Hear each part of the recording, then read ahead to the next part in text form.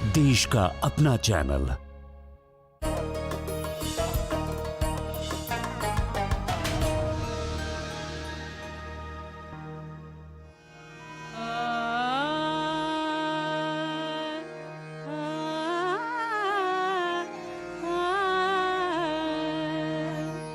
सब कहाँ कुछ लालो गुल में नुमाया हो गई। नाज़रीन आदाब, डीडी उर्दू के ख़ास प्रोग्राम शेर व सुखन में आपका इस्तकबाल है। मैं हूं आपका मेज़बान सलमान सईद। आज शेर व सुखन ने इंतखाब किया है उर्दू शेर व अदब के गुलदस्ते से एक ऐसे फूल का जिसकी खुशबू से सिर्फ शेर व अदब ही नहीं बल्कि बॉलीवुड भी मुअत्तर है। जी हाँ, ये नाम है हसरत जयपुरी का। आज के एपिसोड में हम हसरत जयपुरी की हयात व खिदमात पे बात करेंगे और उनकी गज़लों को मौसीकी की धुनों पे सुनेंगे। बहारो फूल बरसाओ मेरा महबूब आया है, ज़िंदगी एक सफ़र है सुहाना, और दुनिया बनाने वाले जाने क्या मन में समाई। ऐसे मशहूर और मारूफ गाने लिखने वाले बॉलीवुड से मुंसलिक शायर हसरत जयपुरी का असल नाम मोहम्मद इकबाल हुसैन था। उनकी पैदाइश 1918 में जयपुर में हुई। रोज़गार की तलाश में बम्बई चले गए और वहाँ ओपेरा हाउस के बाहर फुटपाथ पर खिलौने बेचे और एक स्कूल में मामूली सी मुलाजमत की। एक तवील अरसे तक बस कंडक्टरी करते रहे। एक मुशायरे में पृथ्वीराज को उनका कलाम बेहद पसंद आया और उनको अपनी फिल्म बरसात में गाने लिखने के लिए कहा।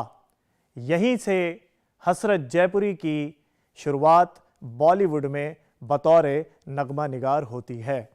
आइए नाजरीन, हसरत जयपुरी के बारे में मज़ीद जानकारी के लिए एक्सपर्ट को सुनते हैं। हसरत जयपुरी उर्दू शेर अदब और फिल्मी दुनिया के बड़े अहम शायर हैं।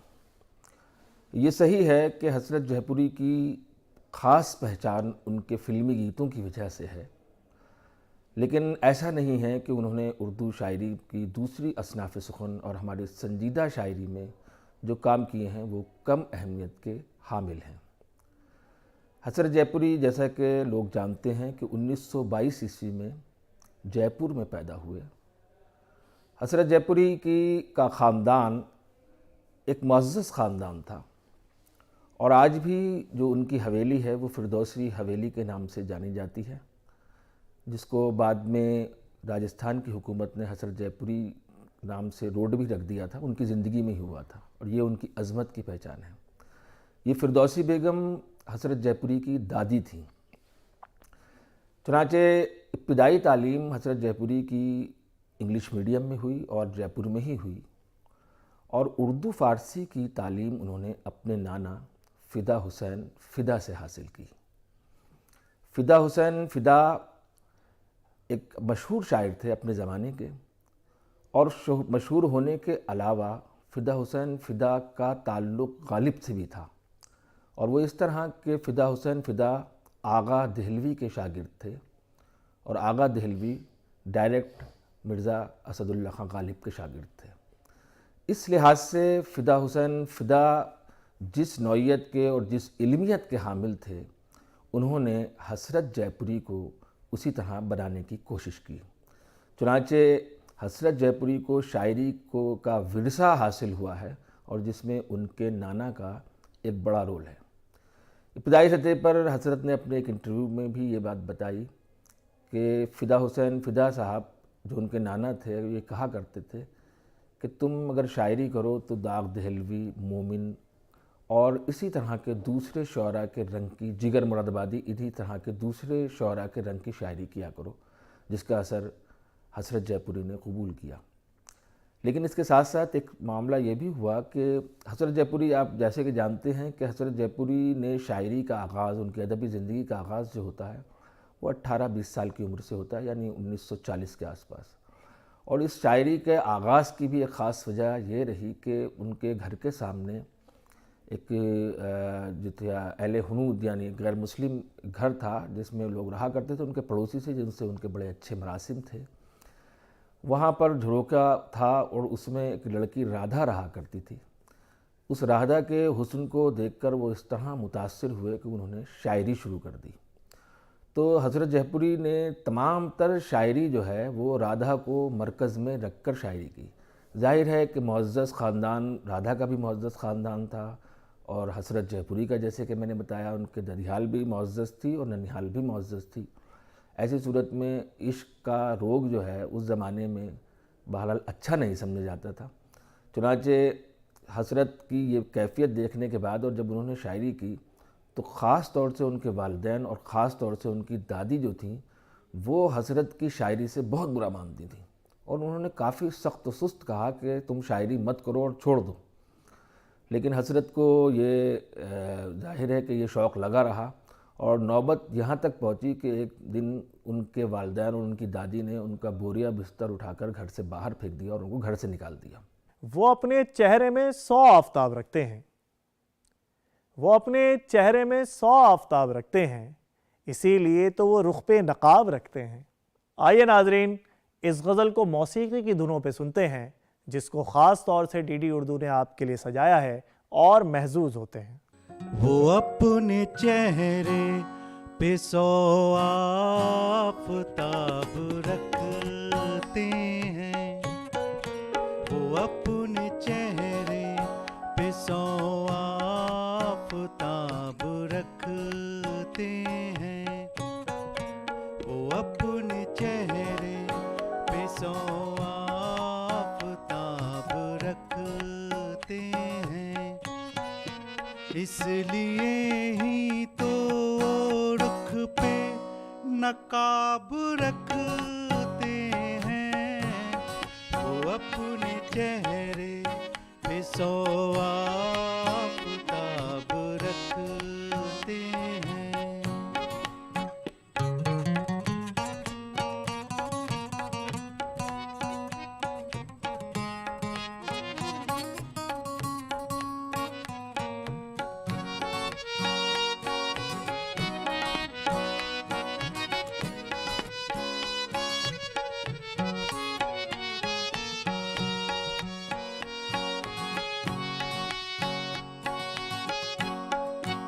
वो पास बैठे तो आती है दिलरुबा खुशबू।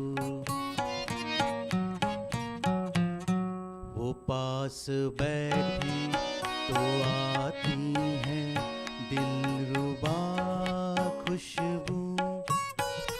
वो अपने होठों पे खिलते गुलाब रखते हैं। वो अपने चेहरे पे 100 आफताब रखते हैं। इसलिए ही तो रुख पे नकाब रखते हैं। वो अपने चेहरे पे 100 आफताब रखते हैं।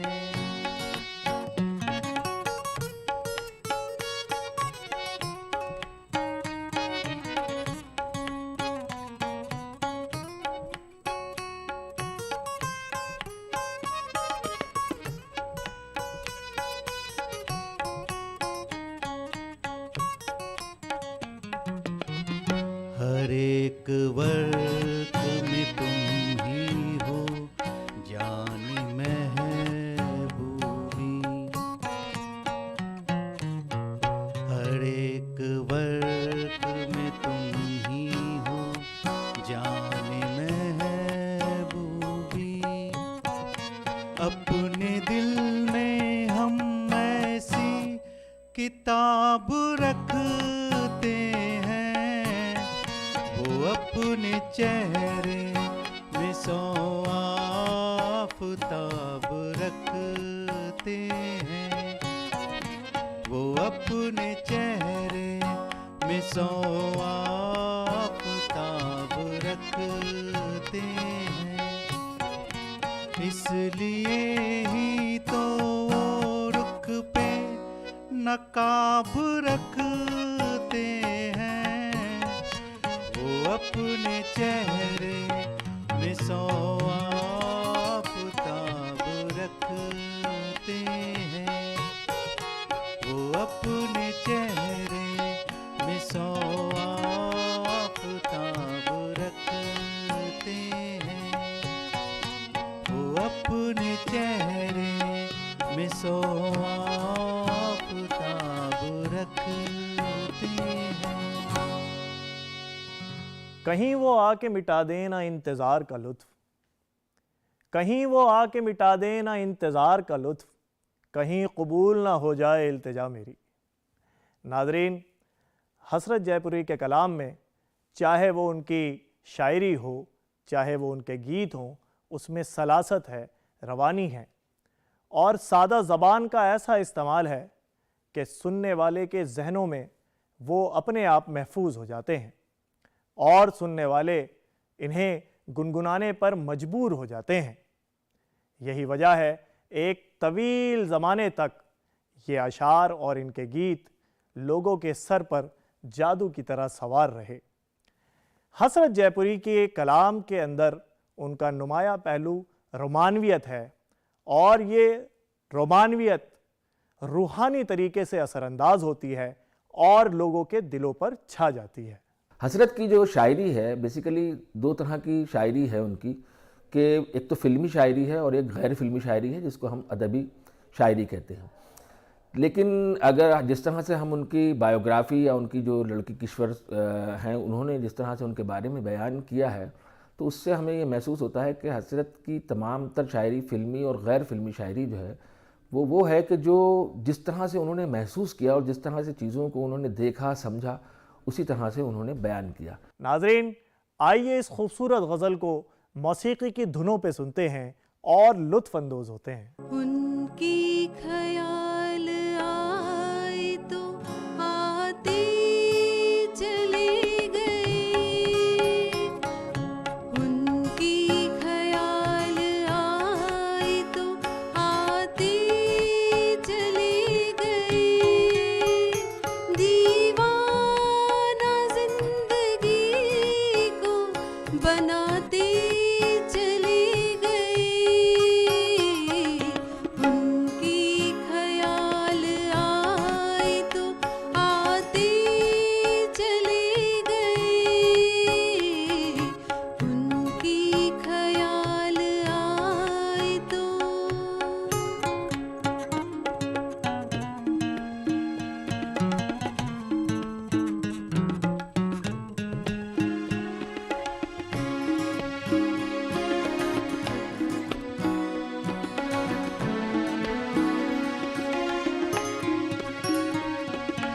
जो सांस आ रही है उसी का पयाम है,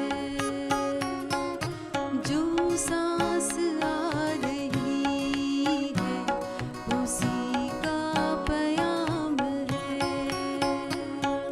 जो सांस आ रही है उसी का पयाम है, बेताबियों को और बढ़ाते चले गए, उनकी ख्याल आए तो आते चले गए, उनकी ख्याल आए तो।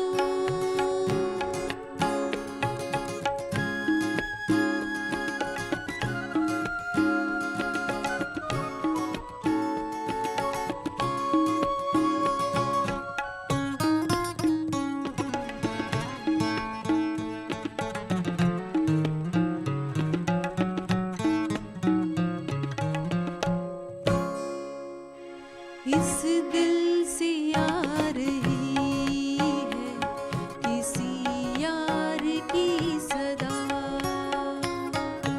इस दिल से आ रही है किसी यार की सदा, इस दिल से आ रही है किसी यार की सदा,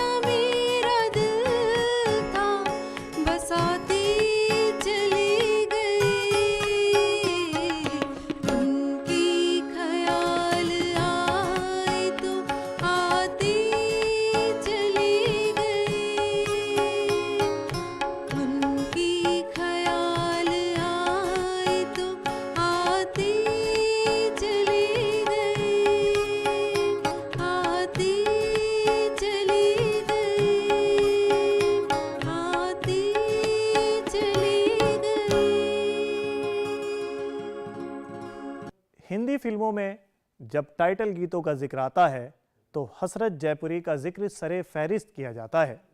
वैसे तो हसरत जयपुरी ने हर तरीके के गाने लिखे, लेकिन टाइटल गीत लिखने में उन्हें जो कुदरत हासिल थी वो कमाल की थी। उन्होंने अपने 40 साला करियर में 350 फिल्मों में 2000 से ज़्यादा गाने लिखे और इन गानों को लिखने में उनको बहुत से इनाम और एजाज़ दिए गए। बल्कि 2 फिल्मों के गाने लिखने के लिए उनको फिल्म फेयर अवार्ड से भी नवाजा गया। नाजरीन, जो खिदमात हसरत जयपुरी ने बॉलीवुड के लिए दी उसको फरामोश नहीं किया जा सकता, उनको ताहयात याद रखा जाएगा। जाहिर है कि इस तरह की चीज़ों में आप लोग ये जानते हैं कि उनका इश्क का अहवाल भी इसमें शामिल है, क्योंकि मोहल्ले का मामला था और झरोके से जो चीज़ें दिखती थीं उसकी नज़ारा करने के लिए हसरत जयपुरी जो थे वो शायरी करते थे। इसलिए उन्होंने शेर कहा था कि तू झरोके से जो झांके तो मैं इतना पूछूं, तू झरोके से जो झांके तो मैं इतना पूछूं, मेरे महबूब तुझे प्यार करूं या न करूं। जाहिर है कि इसमें वो कैफियत थी कि तुझे प्यार करूं या न करूं, कि इसमें एक मज़हब का मामला भी था और शराफत का मामला भी था कि ये इश्क हमारा किस तरह परवान चढ़ेगा। चुनांचे वो उसी ज़माने में, ये उनका बड़े इब्तदाई ज़माने की शायरी है, उसी ज़माने में उन्होंने एक बहुत मशहूर नज़्म अपनी लिखी थी जो बाद में फ़िल्मी दुनिया में भी आ गई थी, वो कि ये मेरा प्रेम पत्र पढ़कर कि तुम नाराज़ ना होना। दरअसल ये उन्होंने जो ख़त लिखा करते थे वो राधा को, वो ख़त राधा तक कभी नहीं पहुँचे, लेकिन ये नज़्म उसी ये जो ख़त लिखने का जो अमल था उसी कैफियत को बयान कर रही है और फिर उसके बाद में वो फिल्मी दुनिया में शामिल हुई। चुनांचे हसरत जयपुरी जब घर से निकाल दिए गए तो वो जयपुर से सीधे बम्बई चले आए, आज की मुंबई में आ गए और यहाँ आने के बाद हसरत को ज़िंदगी गुजारने के लिए बहुत ज़्यादा कशमकश करनी पड़ी। और वो कशमकश ये करनी पड़ी कि वो शुरू में आए तो उन्होंने फुटपाथ पर, उनका रैन बसेरा था, फुटपाथ पर सोते थे मज़दूरों के साथ में, और फिर उनको एक बस में कंडक्टरी करने को मिल गया जिसमें 11 रुपये महीना उनको मिलता था। और उन्होंने यहाँ तक कि उनकी लड़की किश्वर हसरत जो हैं उन्होंने बयान किया कि दरअसल उन्होंने बच्चों के लिए फुटपाथ पे खिलौने बेचे, कंडक्टरी की और बहुत सारे काम किए अपनी ज़िंदगी को चलाने के लिए, और फुटपाथ पर सोते थे वो, जो उनका घर था। अब जाहिर है कि फुटपाथ पर दूसरे गरीब, मुफलिस और मज़दूर लोग भी सोया करते थे। तो एक दिन उन्हीं जो इनके साथी थे, मज़दूरों से इनकी दोस्ती हो गई थी, तो इनके साथी एक मज़दूर की जो है वो मौत हो गई और उसने बहुत ही मुतासिर किया हसरत जयपुरी को। तो हसरत जयपुरी ने इससे मुतासिर होकर फुटपाथ पर सोते हुए ये एक नज़्म लिखी और इस नज़्म को उन्होंने जो था, उस ज़माने में हसरत जयपुरी अपने काम करने के साथ साथ जो है वो मुशायरों में भी कभी कभी शिरकत किया करते थे। तो एक मरतबा जो मुशायरा बम्बई में मुनक़िद हुआ उसमें पृथ्वीराज कपूर भी शामिल थे और वो मुशायरा सुन रहे थे, और उसमें हसरत जयपुरी ने अपनी वो नज़्म जो है फुटपाथ पर सोते हुए जब पढ़ी तो उसने पृथ्वीराज कपूर को बहुत मुतासिर किया और उन्होंने जो है उनको बुलाकर कहा कि मेरा लड़का यानी राज कपूर साहब जो हैं वो आज फिल्म बना रहे हैं और तुम उनसे मिलो, मैं तुम्हें रिकमेंड करूँगा। चुनांचे इस लिहाज से जो थे वो हसरत जयपुरी की राज कपूर से मुलाकात हुई और राज कपूर ने उनको अपनी फ़िल्म में जो है मौका दिया। तो 1949 से लेकर 1971 तक जो है वो हसरत जयपुरी, राज कपूर, शैलेंद्र और शंकर जयकिशन की ये जो 4 लोगों की जोड़ी थी ये कायम रही और इसने बहुत कामयाब गीत उन्होंने दिए। आइए नाजरीन, इस खूबसूरत गज़ल को मौसीकी की धुनों पे सुनते हैं और लुत्फ़ अंदोज़ होते हैं। हसरत जयपुरी साहब फरमाते हैं कि जब प्यार नहीं है तो भुला क्यों नहीं देते, जब प्यार नहीं है तो भुला क्यों नहीं देते, खत किस लिए रखे हैं जला क्यों नहीं देते।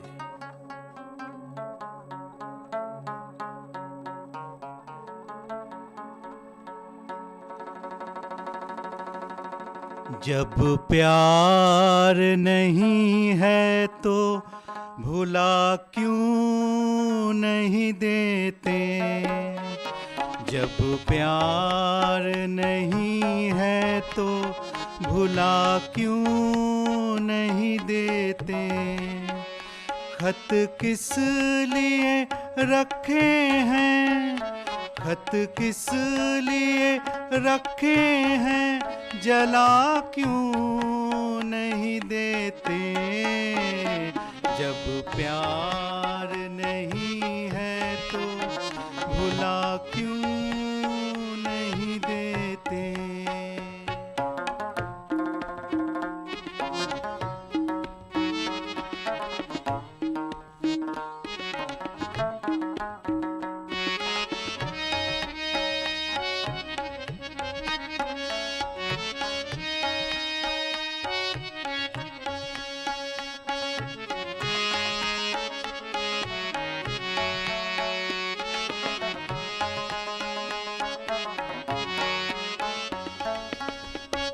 लिल्लाह शबो रोज की उलझन से निकालो, लिल्लाह शबो रोज की उलझन से निकालो। जब मेरे नहीं हो तो बता क्यों नहीं देते। जब प्यार नहीं है तो भुला क्यों नहीं देते।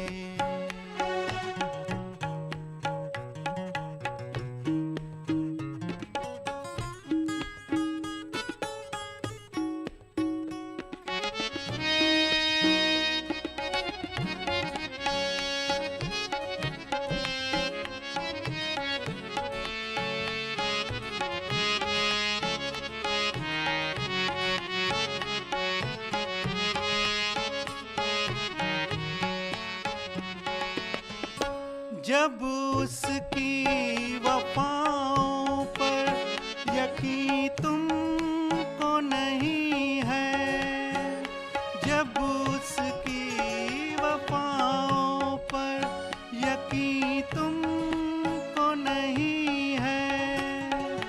हसरत को निगाहों से गिरा क्यों नहीं देते। जब प्यार नहीं है तो भुला क्यों नहीं देते। खत किस लिए रखे हैं, खत किस लिए रखे हैं, जला क्यों नहीं देते। जब प्यार नहीं है तो भुला क्यों नहीं देते। भुला क्यों नहीं देते। भुला क्यों नहीं देते। नाजरीन, आज के इस एपिसोड में हमने हसरत जयपुरी की हयात व खिदमात पे बात की और उनकी गज़लों को मौसीकी की धुनों पे सुना। मुझे उम्मीद है कि आपको आज का ये एपिसोड बेहद पसंद आया होगा। अपनी कीमती राय से नवाजते रहें और अपने मेज़बान सलमान सईद को इजाज़त दें। खुदा हाफिज़।